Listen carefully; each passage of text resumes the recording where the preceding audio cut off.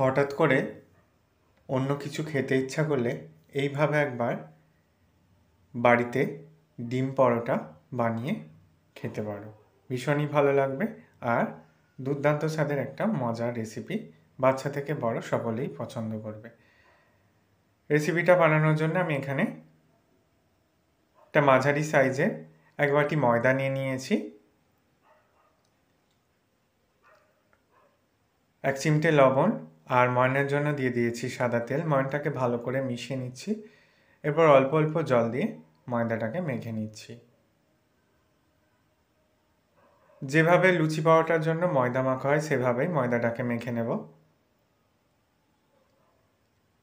ময়দা মাখা হয়ে গেছে, লেচি কেটে নিয়েছি, একটা লেচিকে বেলে নিচ্ছি।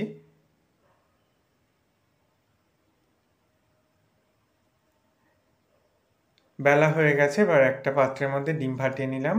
অল্প একটু পেঁয়াজ কুচি,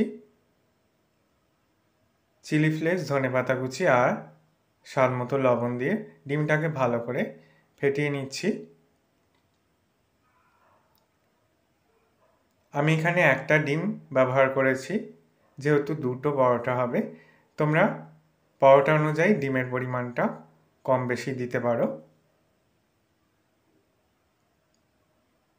প্রথমে পরোটাটাকে ভালো করে সেঁকে নিচ্ছি দুপিটি।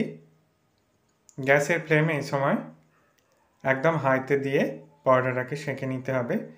তারপর পরোটা সেঁকা হয়ে গেলে ভাজার জন্য পরোটাটাকে তেল দিয়ে দিয়েছি আর যে ডিমের ব্যাটারটা রেডি করে রেখেছিলাম, এইভাবে ব্রাশের সাহায্যে ভালো করে পরোটার গায়ে চাড়িয়ে নিয়ে উল্টে দিলাম। এবার অপর পিঠেও একইভাবে ভালো করে চাড়িয়ে নিচ্ছি। পরোটার দুপিটি ভালো করে ভেজে নিতে হবে।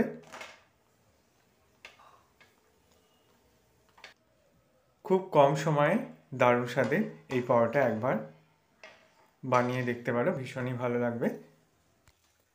আশা করি রেসিপিটা তোমাদের ভালো লাগবে। ভালো লাগলে বন্ধুদের মধ্যে অনেক শেয়ার করো, লাইক কমেন্ট করতে ভুলো না। সকলে সাবধানে সুস্থ থেকো। সকলকে ধন্যবাদ।